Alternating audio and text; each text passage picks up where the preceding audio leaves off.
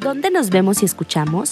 Sigue de cerca nuestra programación y recibe las notificaciones de Radio 13 Digital. Checa en los stories nuestros programas y horarios y anota tu conductor y horario favorito. Venos y escúchanos en Facebook, YouTube y Dailymotion. Y no te preocupes, si te perdiste de algún programa, escúchanos por podcast en Spotify, Amazon Music, Deezer y Apple Music. También sigue nuestra fanpage de Facebook @Radio 13 Digital y activa las notificaciones de publicaciones y video. Así te llegarán las alertas de los programas que están al aire. Recuerda buscarnos en el navegador como Radio 13 Digital y darle manita arriba. Radio 13 Digital, programación consciente.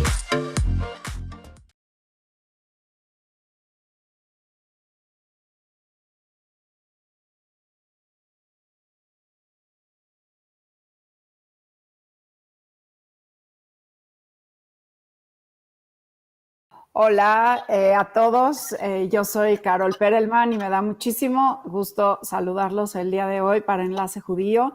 Tenemos una invitada súper especial hoy 19 de octubre, el Día Internacional para la Lucha contra el Cáncer de Mama. Tenemos a la oncogenetista, a la doctora y a mi amiga Talia Wegman Ostrowski, quien fue egresada de medicina de la UNAM, hizo su maestría, su especialidad en la UDG en Guadalajara y luego su postdoctorado en el National Cancer Institute, en el NCI en Estados Unidos. Y quién mejor que hablar de cáncer de mama que Talia, que nos puede hablar desde el punto de vista de investigación, como investigadora, como científica y también como médica, como clínica genetista, para hablar un poco más sobre este tema tan importante, no solo para las mujeres, también para los hombres. Hola, Talia.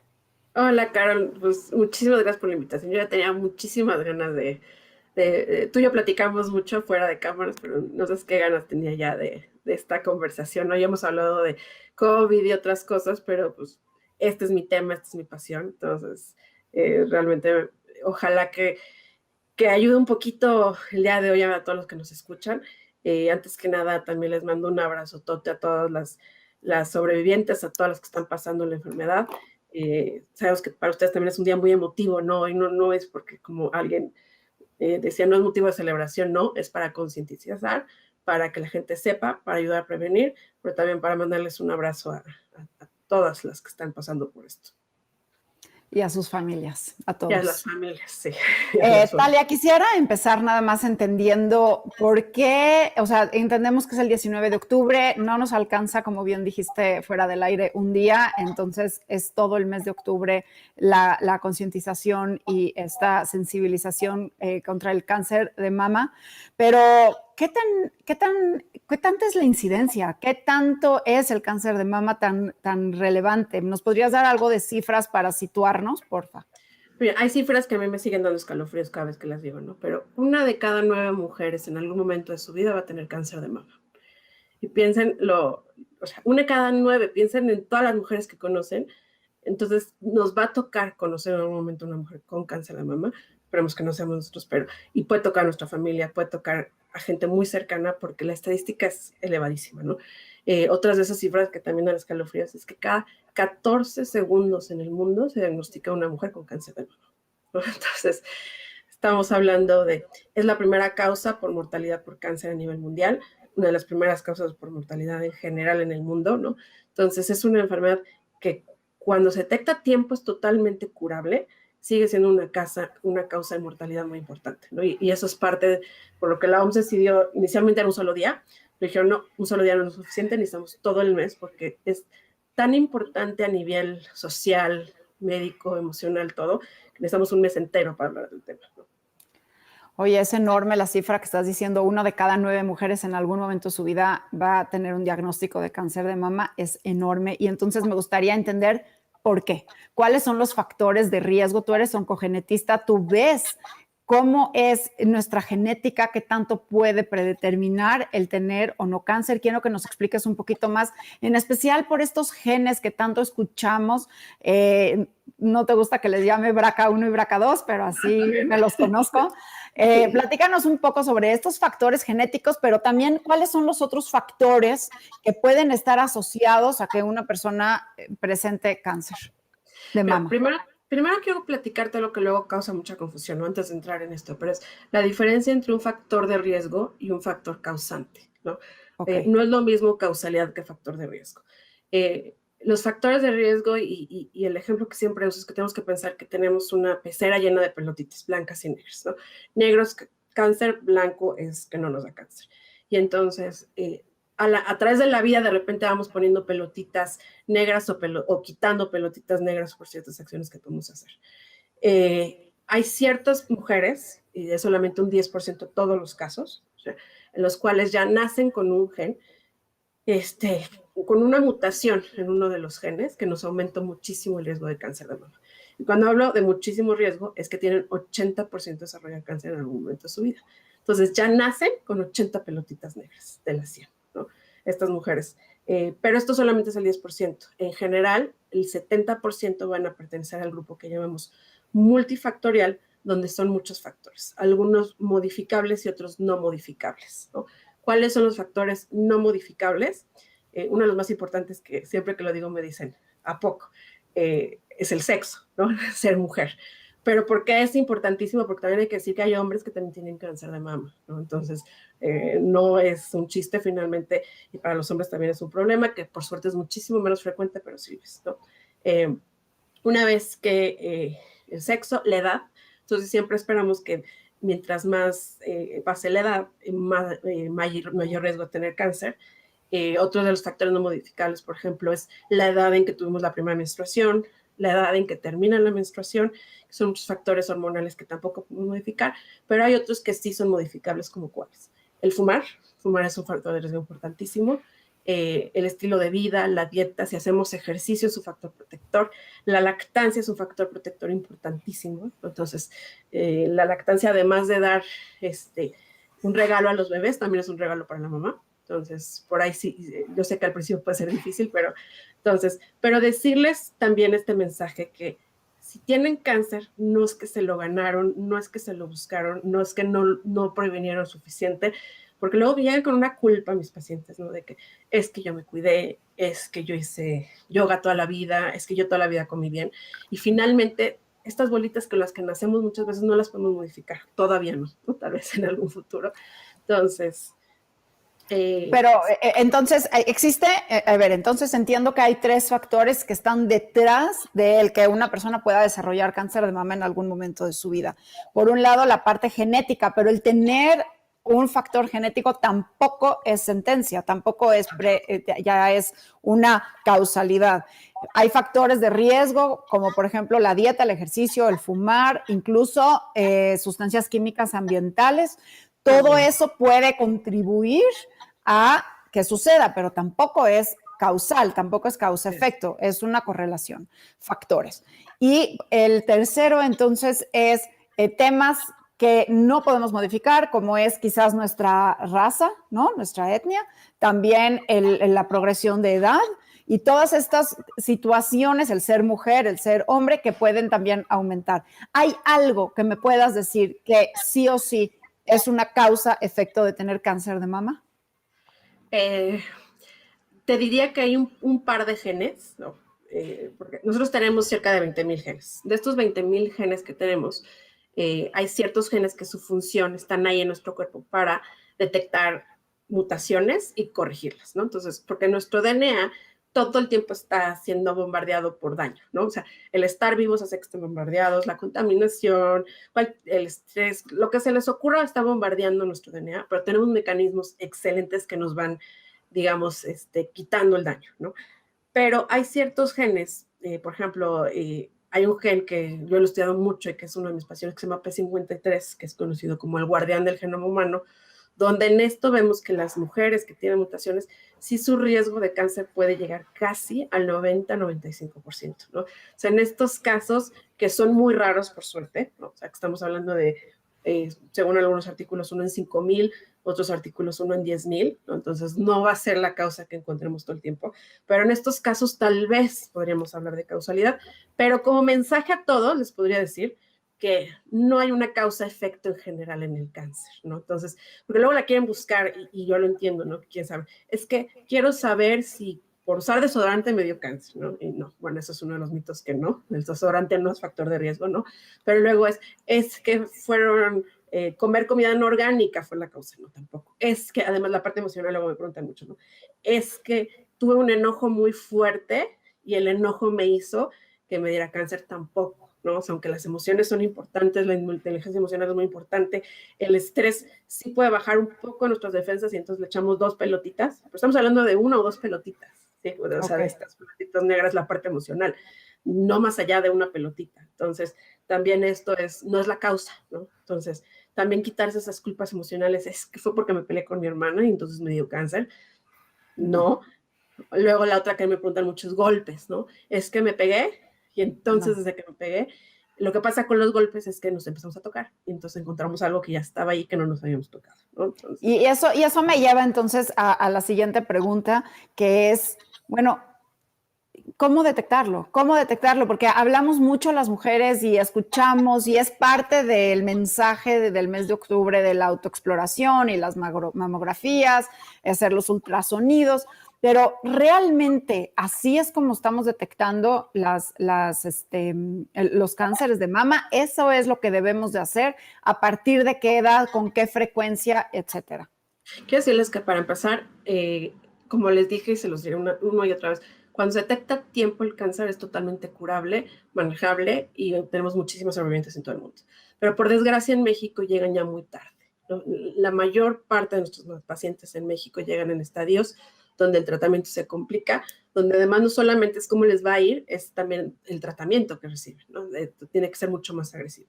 Entonces, ¿qué podemos hacer para detectar a tiempo? Una de las cosas es la autoexploración.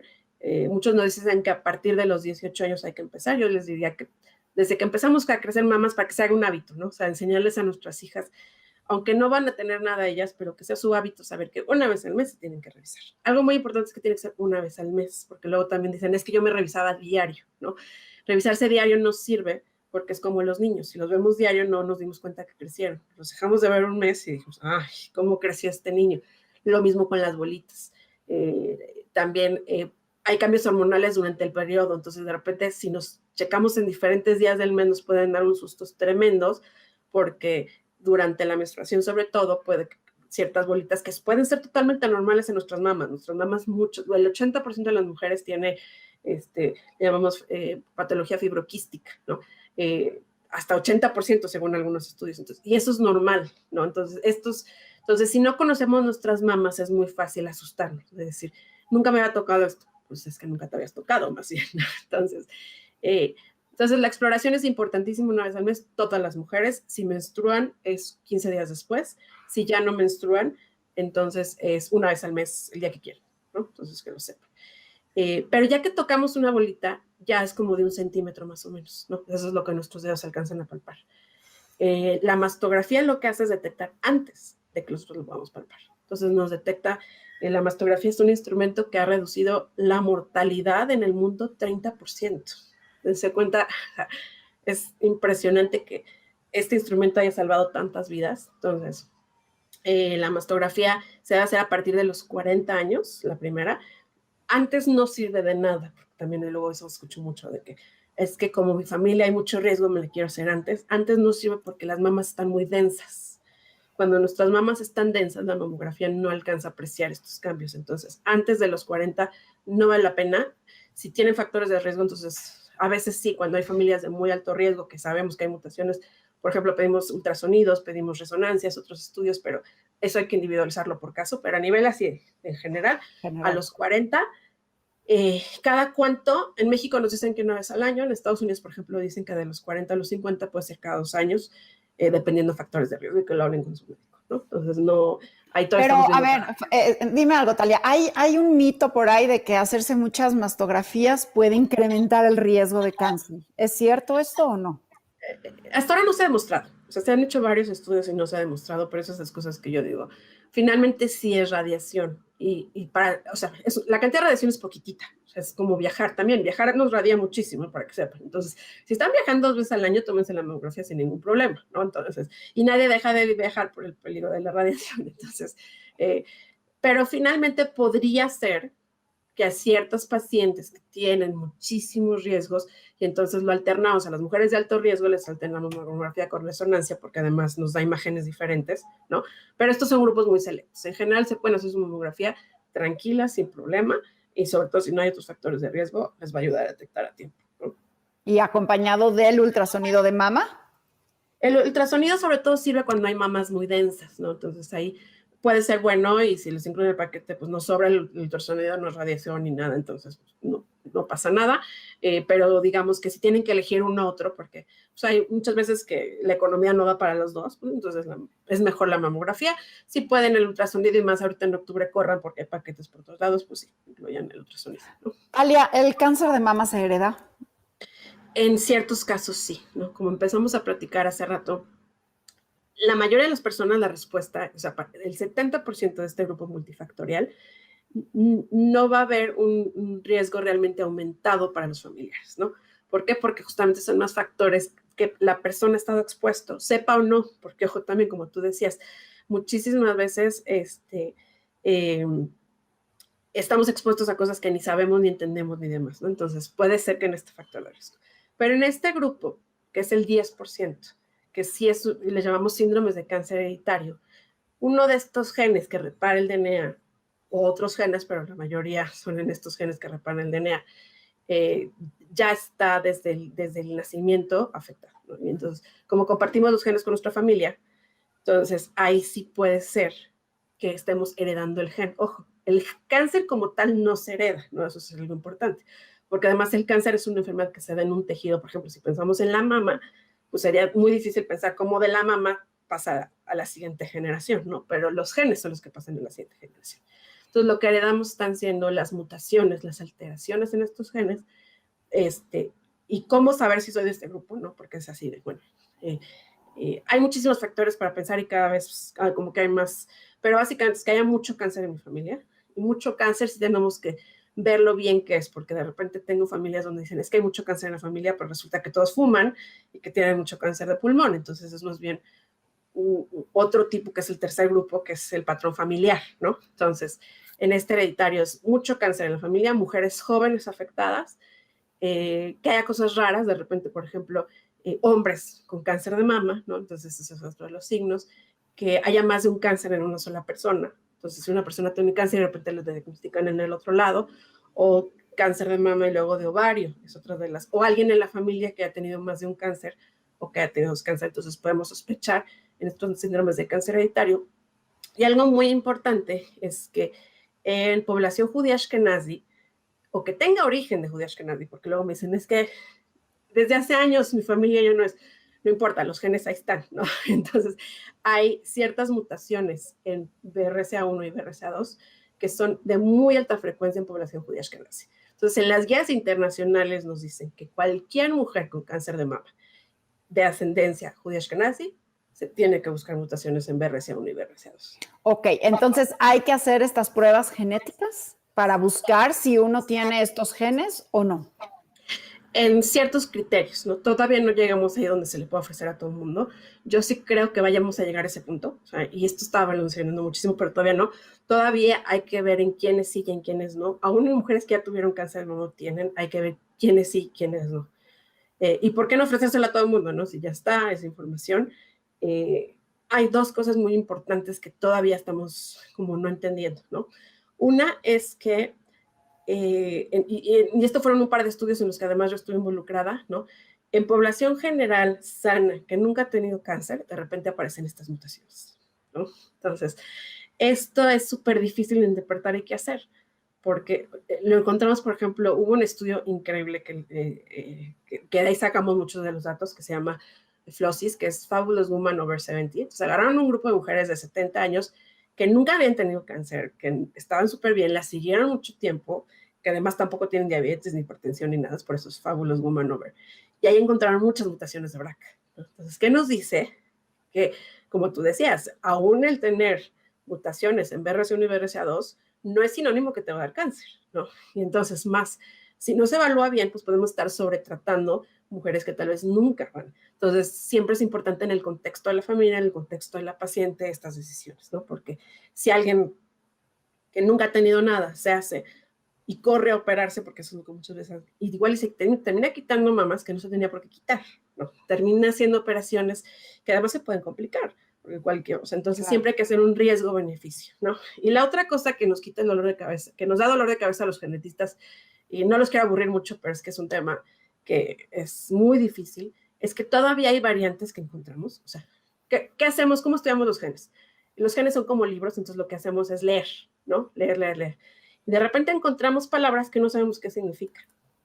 Entonces, al no saber qué significan, no les podemos dar interpretación y no sabemos justamente si van a ser variantes patogénicas o no patogénicas. Entonces, cuando encontramos esto, es muy complejo y entonces por eso hay que pensar en quién sí y a quién no le hacemos los estudios genéticos, ¿no? Ok, eso es importante. Entonces, los estudios genéticos para buscar si existen o no estas mutaciones no son para todos y sin duda requerimos de oncogenetistas como tú para leerlos, porque el tener una mutación no determina nada, ¿no? Y ahora, hablando ya en sí de cáncer de mama, una vez que, por supuesto que hay diferentes, pues, diagnósticos, ¿cuáles son los tipos de cánceres de mama que existen? Y entonces también, ¿cuáles son los distintos tratamientos? Porque todos conocemos los clásicos, las quimioterapias, las radiaciones, pero bueno, por ejemplo, cuando a mi abuela le dio cáncer de mama hace 25, 30 años, lo que se tenía para tratar era muy distinto de lo que se tiene hoy en día. ¿Cuáles son un poco las nuevas estrategias para poder ayudar a las personas que están ahorita pasando por este tema tan importante? Este tema ha evolucionado muchísimo y para mí es fascinante, ¿no? Porque ya lo que se puede hacer hoy en día es que vemos qué alteraciones tiene el tumor en específico, ¿no? Entonces, ahorita yo te platicaba de mutaciones y demás, pero eso es con lo que nacemos, ¿no? Pero al final el cáncer va a acumular muchas mutaciones en el tejido, en la mama, ¿sí? O sea, entonces, lo que ya podemos hacer es buscar qué alteraciones tiene específicamente y ahí ir a buscar medicamentos entonces que vayan a funcionar a esas moléculas, a esos receptores, a esas mutaciones, a estimular a inmunoterapia, también la inmunoterapia está modificando todo, ¿no? Entonces ya estamos entrando en una era que le llaman la medicina de precisión, donde no te doy solamente el medicamento que yo creo que te va a funcionar porque te veo la cara, ya se puede justamente secuenciar y estudiar los tumores y entonces elegir el tratamiento que mejor que va a ir hacia allá, ¿no? Entonces, y esto ha hecho que cambiara muchísimo el pronóstico. El cáncer de mama es esos tumores que a lo largo de estos, digamos que de 30 años para acá, ha cambiado la sobrevida totalmente, ¿no? Entonces, y cada día mejora más y más y más, ¿no? Entonces, por darte un ejemplo que ya estás viejo, ¿no? Pero eso es lo que... una de las clasificaciones más importantes cuando se diagnostica un cáncer de mama es cómo están sus receptores, ¿no? Cómo están los receptores hormonales y otro receptor que se llama HER2. Estos receptores hormonales son antenas de televisión que ayudan a que se comunique con las células vecinas, ¿no? Estas células. Las células vecinas lo que hacen al cáncer, que es algo que es darles de comer, les dan factores de crecimiento y demás para que crezcan. Entonces, cuando hay tumores hormonosensibles, o sea, que son sensibles a las hormonas, bloqueamos estos receptores y entonces ya no recibe la señal de afuera. Y entonces estas células, pues generalmente terminan muriéndose, ¿no? Lo mismo con el HER2, que ya hay un medicamento que es Herceptin, que justamente va dirigido a esto, y esto es un par de ejemplos, ¿no? Que son receptores, pero ya hay muchísimos medicamentos que van justo. Yo les decía que estos, por ejemplo, BRCA1 y BRCA2 son mecanismos de reparación. Ya hay medicamentos que lo que hacen es ir contra otra vía de reparación. Entonces, en mujeres que tienen mutaciones, entonces, ya el saber esto de si hay mujeres con mutaciones en BRCA1 y BRCA2, también puede ayudar al tratamiento, no solamente a la prevención y otras cosas, ¿no? Porque entonces lo que hacemos es bloquear ambas vías. Entonces la célula entra como en, no hay manera de reparar y pum, se muere la célula, ¿no? Y son células específicas, porque entonces ya no va a afectar a otros tejidos. Sabemos que una de las complicaciones de la quimioterapia, por ejemplo, es que en general, como principio la quimioterapia que se sigue usando y sigue funcionando muy bien, pero afecta a cualquier célula que esté en crecimiento.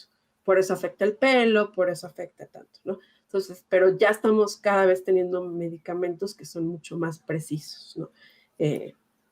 Y yo creo que en unos años vamos a ver un cambio total, todavía más de esta parte.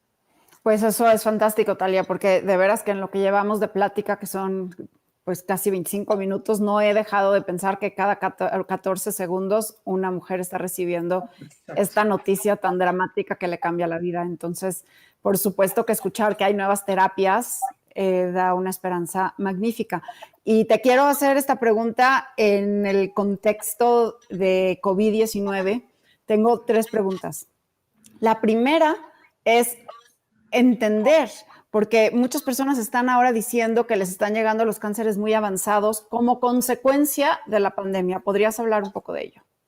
Pues dentro de todo es una parte como un poco esperada, ¿no? La gente dijo, quédate en casa, no salgas, y entonces, híjole, pues entonces ni me voy a hacer mi mastografía, ni me voy a hacer mis estudios, y si tengo algo, mejor me quedo en casa por miedo, ¿no? Y todos tuvimos eso, ¿no? Es decir, le tengo más miedo de ir a un hospital a hacer un estudio, entonces esto hizo que se aplazaran muchos diagnósticos. La otra también fue pues el tema de reconversión de hospitales, ¿no? Muchos hospitales tuvieron que, y fue una decisión, y entonces se le dio prioridad a COVID en lugar de otras enfermedades. Entonces, esto lo estamos viendo con cáncer. Estamos viendo ahorita las cifras con exceso de muerte, ¿no? Que exceso de muerte es una estadística que nos dice qué tanta más muerte de la esperada hubo a comparación de otros años, ¿no? Y estamos viendo en este exceso de muerte casos de infartos, de problemas renales, de enfermedades de diabetes, porque pues todo el mundo entramos en un estado de sobrevivir, ¿no? De cuidarme, de no ir, y entonces se dejan de hacer estudios de diabetes, se dejan de hacer estudios de tamizaje de cáncer, de todo en general, y muchos, te digo, como estos servicios de reconversión, pues le dieron prioridades a COVID, ¿no? Entonces lo vamos a ver, pero ahorita es, bueno, tú ya lo platicarás, justamente ahí lo platicamos, pero es buen momento para decir, ok, ya, estaba horrible la situación, fueron picos enormes, teníamos mucho miedo, ahorita parece que estamos un poco más tranquilos, por lo menos por ahora, ¿no? Entonces, ahorita es buen momento de irse a hacer los estudios, ¿no? Sí, si nos conocen a mí acá, somos los primeras que hemos dicho quédense en casa, no se arriesguen, cuídense. Ahorita es buen momento de decir con los cuidados, con cubrebocas y demás, pero váyanse a hacer los estudios. Eso es un mensaje muy importante, Talia, porque justamente hemos estado platicando cómo han bajado los casos de COVID-19 en el país, ya incluso estamos en semáforo verde en la Ciudad de México. Es excelente momento ahorita, no nada más para aprovechar estos paquetes de otoño, sí, de octubre rosa por el mes del cáncer de mama, sino que también porque queremos promover la medicina preventiva y queremos detectar esos casos a tiempo, porque no nada más tú, varias colegas sí nos han estado platicando cómo ya están viendo cánceres más avanzados precisamente porque se dejó esta parte de exploración y chequeos tan constantes que hacíamos las mujeres. Muchas mujeres lo hacemos de forma muy, muy rigurosa y pues por la pandemia lo tuvimos que interrumpir. Mi otra pregunta es relacionado con un tema que tú y yo hemos platicado también mucho, pero en otro contexto, que son las secuelas de COVID-19.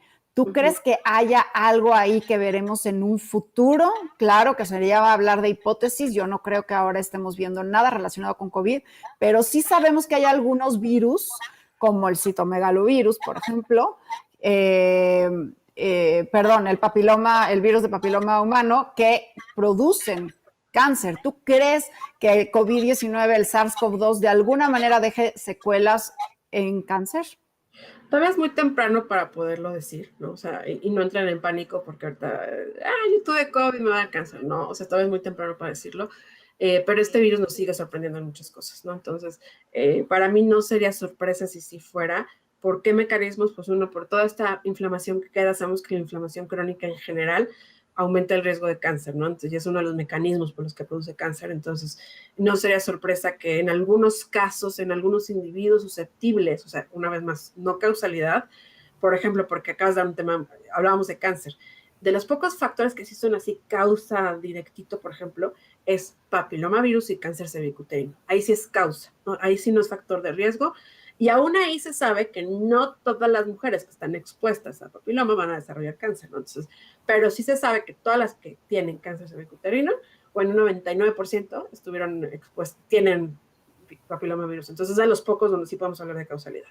No creo que se llegue a ese punto con COVID para nada, pero sí podría ser un factor de riesgo, porque todavía estamos entendiendo qué sucede con la inflamación crónica, qué sucede con este virus, y además este virus entra a la célula. Hablamos de estos receptores, ¿no? Pero por un receptor que se llama AC2, y AC2 es parte de un sistema que se llama sistema renin-angiotensina, que generalmente tiene que ver con la regulación de hipertensión, entonces me van a decir que tiene que ver con cáncer, pero ha sido una de mis líneas de investigación durante varios años, ¿no? El estudiar la relación de este sistema renina-angiotensina con cáncer. Entonces sí podría ser que se desregule este sistema, una vez más, en algunos individuos susceptibles, casos raros, y que entonces sí ya vemos sobre todo un aumento de cáncer, tal vez de linfomas, tal vez de leucemias, pero pues es muy pronto para saber y esperemos que no. Y esperemos que no, que yo esté totalmente equivocada, que me digan exagerada y puede ser que no, pero bueno, para nosotros que estamos en investigación tenemos que tener ojos abiertos a todo lo que puede suceder, porque justamente no queremos que nos agarren sorpresas, ¿no? Entonces. Exacto. Ok, oye, te quiero hacer otra pregunta. Las vacunas de RNA mensajero que han resultado tan extraordinarias para vacunas contra COVID-19, ¿de alguna manera se pueden aplicar esta tecnología para algún tipo de tratamiento contra el cáncer de mama? Pues de hecho se empezaron a desarrollar para cáncer, ¿no? Curiosamente, la tecnología existía desde hace más de 40 años porque se pensó inicialmente para cáncer. Había un par de protocolos que luego dicen, ¿por qué no llegaron a más? Pues porque no les dieron tanto dinero como COVID, ¿no? Entonces, COVID y las vacunas de COVID es un gran ejemplo como cuando hay dinero en investigación avanza todo mucho más rápido. Entonces, sí, por supuesto que yo creo que empezaremos a ver, porque como te decía, si entendemos bien los genes que están mutados, los procesos que están mutados dentro de la célula, pues entonces sí se antoja mucho que esta tecnología de RNA entonces me modifique estos genes que no deben de estar expresándose para que se dejen de expresar, o tal vez darle una ayudadita a estos genes que dejaron de expresarse, que me ayudaban a controlar el crecimiento. Entonces sí, yo sí creo que vamos a entrar a esta nueva tecnología que durante mucho tiempo le hemos llamado terapia génica, que ahí sí sería terapia génica. Ojo, hemos dicho muchas veces que en las vacunas, y me van a decir, ¿por qué si es lo mismo? Porque está diseñado diferente. El RNA mensajero de terapia para cáncer está hecho para que sí pueda llegar a los genes. Las vacunas están diseñadas para que no. Es algo también importantísimo. Las vacunas pueden, ahorita hablamos hipotéticamente hablando, pero las vacunas podrían hipotéticamente hablando dar cáncer, no. O sea, aquí le hemos visto y no, ¿no? Entonces, pero sí, RNA, vamos a entrar en una nueva etapa de terapia genómica, ya ni siquiera hablaríamos de génica, donde RNA, pero también otras cosas como oligos y otras terapias diferentes nos van a ayudar a modificar nuestro genoma dirigido a las células cancerígenas, porque justamente no queremos modificar otras células, y entonces vamos a tener unas muchísimo mejores respuestas con menos efectos secundarios. Pues eso es muy, muy alentador. La medicina está avanzando a pasos agigantados y sin duda es una esperanza para muchas personas, para todos quienes nos están escuchando. Y ahora están haciendo una pregunta muy importante sobre si hay mucho cáncer de mama en una familia, ¿se debe de ver a un oncogenetista? Sí, por supuesto que sí. O sea, y yo les diría que les hablaba yo de los criterios, ¿no? Cuando hay mucho cáncer de mama en la familia, cuando, o sea, ya platicábamos de cuando hay mujeres jóvenes, cuando hay algo que es raro, pero hay otra cosa importantísima también que vale la pena, ya no más la consulta, no el estudio, por eso la consulta, que es la angustia.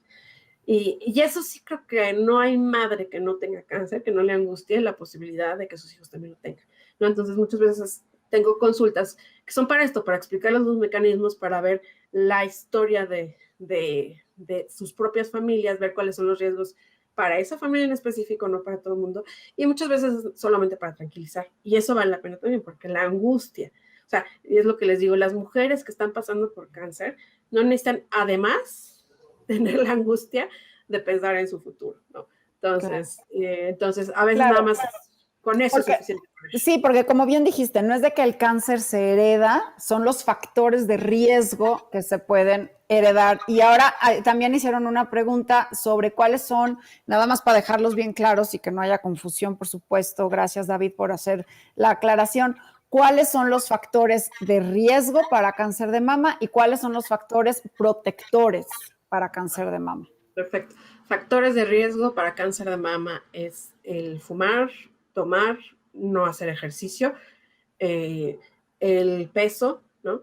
Y los no modificables, ¿no? Que hablábamos de las hormonas. También se considera tomar hormonas más de 5 años, también es un tema controversial, pero en general podemos hablar del uso de hormonales también durante más de 5 años, sobre todo los que se usan como reemplazo de terapia hormonal, ¿no? Después de la menopausia, pero si hay factores de riesgo en la familia, hablen con su ginecólogo sobre qué hormonales usar, anticonceptivos usar y qué terapia de reemplazo, ¿no?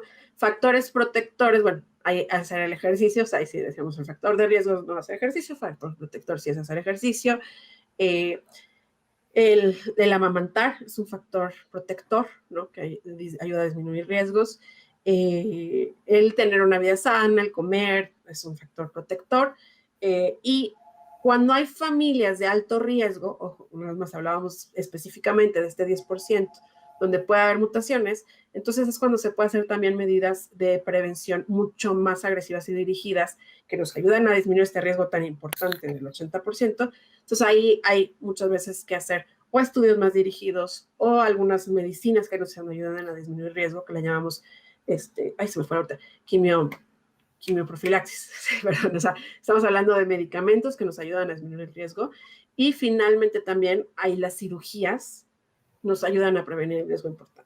Como la de Angelina Jolie. Como la de Angelina Jolie, que son los casos de alto riesgo. Obviamente no es que jamás le recomendaríamos a todo el mundo, ve y quítate las mamas porque tienes riesgo, o sea, no, es cuando hay un riesgo tan elevado, el riesgo-beneficio vale la pena y entonces, y esto es una de las medidas que más efectivas son, ¿no? Porque nos disminuye el riesgo muy importante.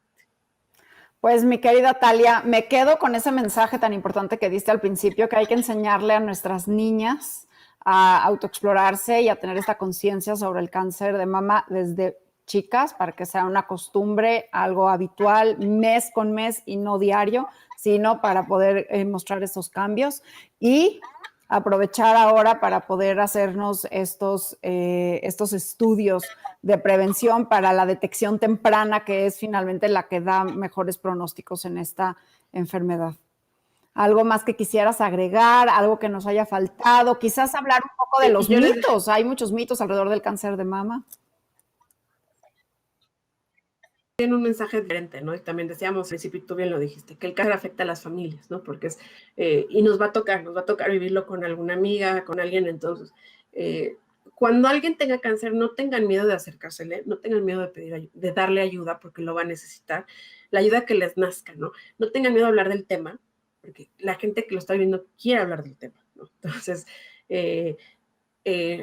acérquense a los niños, lléveselos al parque y eso les ayuda a veces, el llevarles comida, el llevárselas a cenar, el ayudar a los esposos también, porque a veces los esposos no saben ni cómo acercarse, ni cómo, entonces a veces es ayudar también al esposo y preguntarle a ver cómo te apoyamos, ¿no? Entonces, no tengan miedo, no es contagioso, no es un tema tabú, la mayoría de las mujeres les va a ir muy bien, van a tener un periodo difícil, porque además el periodo de quimioterapia y tratamiento es pesado emocionalmente, es pesado físicamente, entonces no se alejen, es cuando la familia más lo necesita, acérquense, ¿no? Pues qué importante mensaje, Talia. 1 de cada 9 mujeres, un diagnóstico de cáncer de mama en algún momento de la vida, es una estadística altísima. Así es, ya me puse emocional. Yo pero también ya me puse emocional. Un abrazo a todos mis pacientes que a veces no, justamente en la consulta no puedo hacer esto, ¿no? Pero pues obviamente poder decirles a todas que justamente el proceso tan difícil que pasan, pero que vale la pena, ¿no? Que van a estar bien, que van a llegar a otro lado, y un abrazote, ustedes saben que si me están viendo las adoro, ¿no? Pues Talia, gracias por estar cerca de muchas mujeres y ahora más cerca de más mujeres y hombres, porque este es un tema que también afecta a los hombres, afecta a todas las familias. Y pues un abrazo a todas, chéquense, revísense y transmitan esta información porque podríamos ayudar a alguien, a que alguien detecte ese cáncer en una mejor manera, en un mejor tiempo y con un mejor pronóstico. Muchas gracias, querida Talia. Gracias a ti, Carol. Y cualquier duda, ahí tienen mi Twitter. Y me encanta que me pregunten, me cuestionen y todo eso con muchísimo gusto. Y una vez, pues gracias por este espacio, de verdad. Un gusto. Y pues gracias. Bueno, pues sigan a Talia en Twitter. Ha estado subiendo muchos hilos muy interesantes sobre la autoexploración, sobre la mastografía y también cualquier consulta de los riesgos genéticos por tener mucha incidencia de cáncer en la familia. No tiene que ser cáncer de mama, pueden ser otros cánceres que aumenten el riesgo de cáncer de mama en ciertas personas. Así que, pues, un abrazo con mucho cariño. Yo soy Carol Perelman para Enlace Judío y pues muchísimas gracias por